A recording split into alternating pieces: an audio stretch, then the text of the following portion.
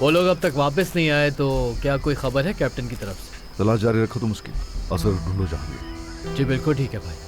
वो मेरा नामी लड़का आइंदा दिखाई मत दे, बिल्कुल नजर ना आए आसपास में। वो जो कुछ कर रहे हैं उससे यहाँ का माहौल खराब हो रहा है। भाई आपने ही कहा था कि वो बच्चे हैं, तो वो आपका कारोबार कैसे खराब कर सकते हैं? पता? कभी किसी को कम मत समझना, हरगिज भी नहीं। इसने बोट को नुकसान पहुंचाया है। बोट नहीं होगी तो सोचो असगर काम कैसे करेगा। मुझे बोट और असगर दोनों की जरूरत है। जी बिल्कुल ठीक है भाई। जैसे ही वो आते हैं तो मैं देखता हूँ कि क्या करना है, और कैप्टन से भी अलग से बात करता हूँ मैं। ठीक है, जाओ।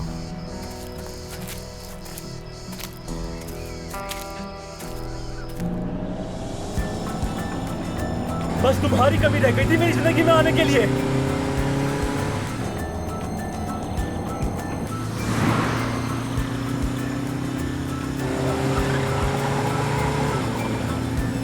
अभी भी वक्त है, बाइक रोको, अच्छा होगा तुम्हारे लिए।